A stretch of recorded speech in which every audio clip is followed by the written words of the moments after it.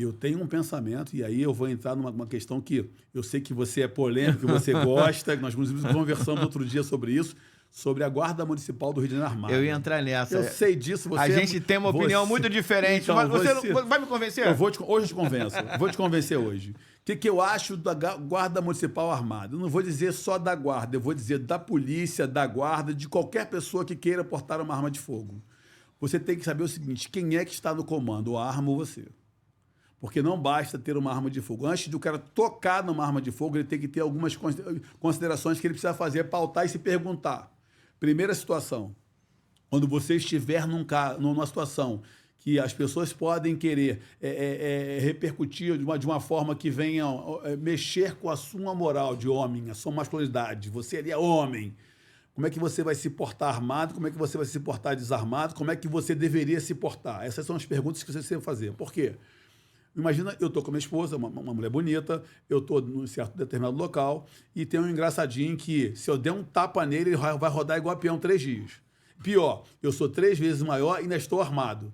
Aí você vai dizer o seguinte, pô, o cara mexe com a minha mulher, eu tenho a moral de homem, eu tenho que ir lá meter a porrada nele, ou então pegar a minha arma, dar tiro, ou então esculachar ele com a coronhada. Isso não é aí. isso? Então, a pergunta é, isso diz mais sobre quem? Sobre mim ou sobre ele? Porque eu deveria, na vez, dizer mais sobre mim, porque eu estou fazendo tudo errado. Se eu sei que eu estou no comando, o que eu tenho que dizer para ela? Olha, amor, não está legal aqui, vamos embora. Levanta e vai embora. Agora, eu não estou levantando e embora porque eu estou com medo do cara, eu estou com medo de mim, porque, olha só, homem é potencial, eu sou 3 vezes mais forte e estou armado. Então, o medo sou eu, não é ele. Eu tenho medo de mim, eu não tenho que ter medo dele. Sim. Medo dele não dá. Então, assim, a questão é, eu vou te fazer uma pergunta, agora eu vou te provocar. Vou te provocar mesmo. Você está armado aí. Eu dou um soco na sua cara, estou desarmado, nós temos o mesmo biotipo. Você vai sacar da arma ou vai sair na porrada comigo? A gente tem o mesmo biotipo. Mesmo biotipo, tudo. A gente faz as mesmas lutas, a gente é tudo igual. Mas você está armado e eu desarmado. Eu dou um soco na sua cara. Você vai pegar e vai me dar um tiro? Pelo menos uma coronhada eu vou te dar. Ou vai sair na porrada comigo normal, né? Vamos mudar agora a teoria? E aí é pro pessoal forçar o pessoal a pensar. Tá. Você tá na frente da sua mulher. Eu te dou o mesmo soco na cara. Não, aí eu vou... Tomei um tiro, né? Aí eu vou descarregar em você. Né? Tomei um tiro, né? Claro. Por quê? Porque você, na verdade... Olha eu só mudei a situação. É o psicológico. Você precisa... Para o cara estar armado hoje, aí está a sua resposta. Para o cara estar armado, na minha concepção hoje, ele tem que entender o psicológico dele. Quais são os limites que ele vai enfrentar, porque ele vai enfrentar muitas coisas assim. Então você percebe, a Guarda Municipal hoje, ela tem que ter, atentar não só em botar a arma na mão desses caras, é tentar mostrar para eles de como é que funciona a coisa, de como é que é o psicológico dele, o psicológico mesmo, para ele entender que ele domina uma arma de fogo, que ele tem que ter medo dele, não da pessoa. Eu vou te dar um exemplo legal demais, tá? E isso é um dado concreto. Você sabia que 90% das pessoas que chamam a polícia numa confusão de família, aquelas brigas generalizadas, o cara que apanha, é o cara que chamou a polícia? Ah, lógico. Por quê? Porque ele tá em desvantagem. Não, ele apanha pra polícia. Por que você acha que você tá naquela confusão? Briga marido, mulher, amigo, todo mundo em seca, brigalhado e o cara tá certo. Aí o cara vai chamar a polícia.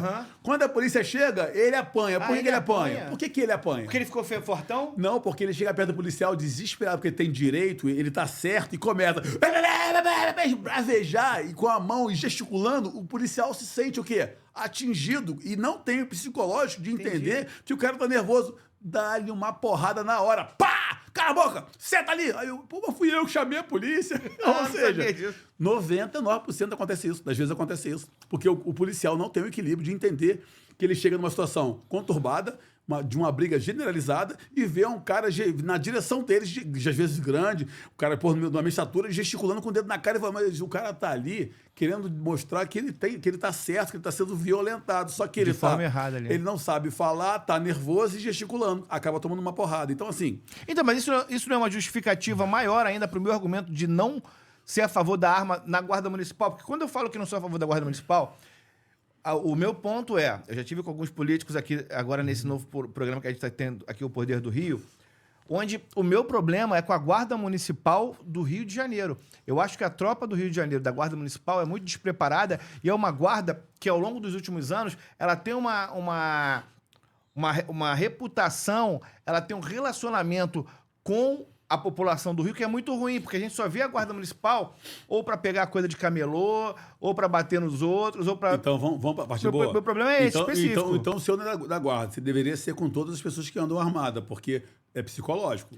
Mas mesmo assim, eu acho que você não vai conseguir me convencer da guarda municipal do Rio, porque assim, eu duvido. Eu vou te dar mais 5 minutinhos, tenta me convencer. Eu vou resumir rápido. Eu vou resumir isso rápido, você fala, cara. Eu dou uns fatalhos que você fica doido. Vamos lá. Imagina a guarda municipal. Todo mundo vê. Só os caras jogando bomba, de gás lacrimogêneo, os caras algemando, cacetete, pimenta, né? Gás de pimenta, tá.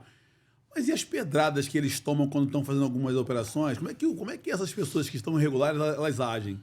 Com flores ou com agressividade? Normalmente são agressivas. Isso aí. Jogam pedra, muitas têm canivetes, têm armas brancas.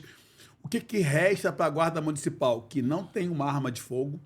O que resta para uma guarda municipal que não tem autoridade policial, que as pessoas não reconhecem como nenhum tipo de autoridade, e ali eles são autoridades, porque eles estão naquele momento ali resguardando o patrimônio público? O que resta é o uso da força. E o uso da força nunca é proporcional. Você nunca vai ver uma pessoa assim, eu usei da força proporcional. O que é proporcional para você? Para você proporcional uma coisa, para mim é outra. Lógico. Por quê? Você dá um soco no cara...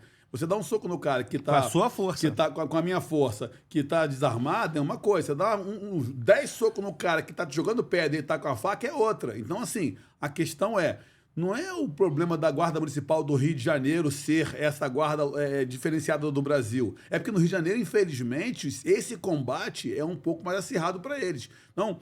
Eu acredito, sim, que com um bom trabalho psicológico, eles tendo realmente atenção e entendendo que o poder da arma de fogo está na mente dele, é ele que tem que entender que a arma de fogo, o estrago que pode ser feito. Eu vou te falar uma coisa, que eu sempre digo isso.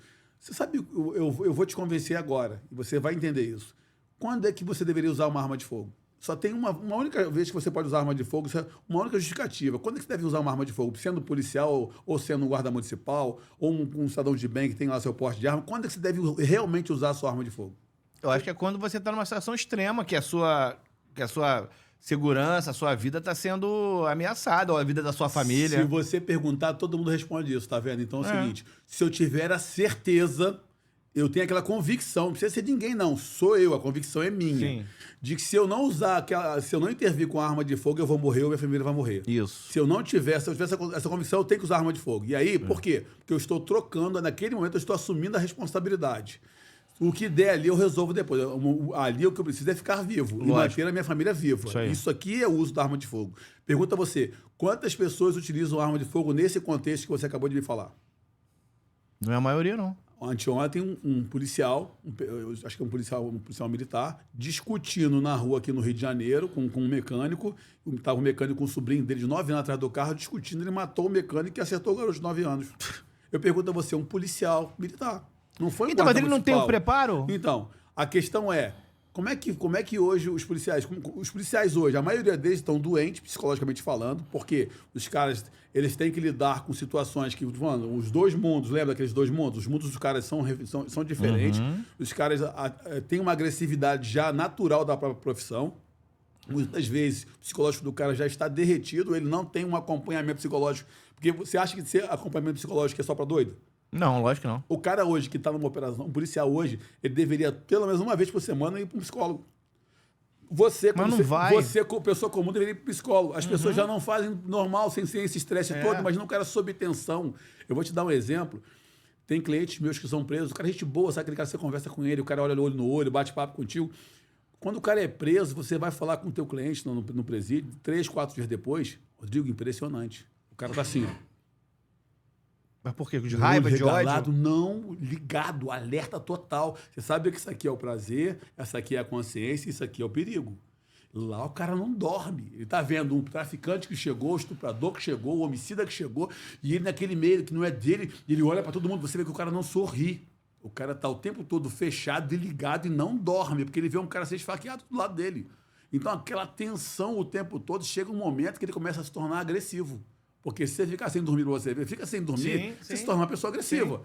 Imagina um policial que vive uma tensão 24 horas por dia e você querer que ele raciocine de uma forma diferenciada quando ele tem um poder na mão, que é a arma de fogo dele e a carteira que ele acha que vai segurar tudo. Pode ter certeza. Ele atirou, matou o cara.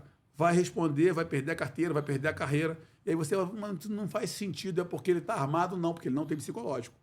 Então, não é a arma de fogo que vai fazer você ser mais ou menos criminoso, é o seu psicológico. Se você não tiver uma arma, você vai dar uma facada, vai dar uma paulada, você vai arrumar um jeito de resolver o seu problema na sua agressividade naquele momento. Então, o que eu digo hoje? A Guarda Municipal, ela sofre o tempo todo com o preconceito da própria sociedade que ela tenta proteger, com os policiais que não respeitam, achando que eles não têm moral, que eles não são iguais, por não ter a força política necessária e, pior de tudo, não ter uma arma para se defender. E muitas das vezes a própria vida. Você vê, agora eu te convenço e convenço mesmo.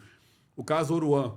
Oruan está sendo processado por tentativa de homicídio, porque jogou pedra no carro do policial. Porque ele não jogou pedra no policial, foi do carro. Claramente, vocês viram que foi do carro, não foi. Ele esteve de frente com o delegado e não jogou pedra no delegado. Pô, então, forçando a barra, dando tentativa de homicídio. Então, tu imagina o guarda municipal que tem a mesma pedrada. Sofre tentativa de homicídio toda hora. Toda hora. Então, toda hora ele sofre tentativa de homicídio. Esse cara deve andar armado frequentemente. Se você parar no centro do Rio ali, as calçadas são feitas daquelas pedras quadradas, pesadas, que, pô, rapaz, aquilo pegar mata. E aquilo ali vai toda hora mesmo. E é aquilo ali que voa em cima dos caras. Então, você percebe, e ninguém responde por tentativa de homicídio. Ali é tudo lesão corporal. Mas você percebe que, olha, desproporcional. No caso mesmo do Oruan, se o delegado realmente tivesse se sentido ameaçado com a sua própria vida, ele teria sacado da arma dele e agido em legítima defesa. E ele não fez isso. Porque ele não se sentiu ameaçado na vida. Ele se sentiu desrespeitado como delegado, como policial, autoridade policial, que realmente foi. Mas dizer que ele correu risco de vida em momento algum, senão ele teria se defendido.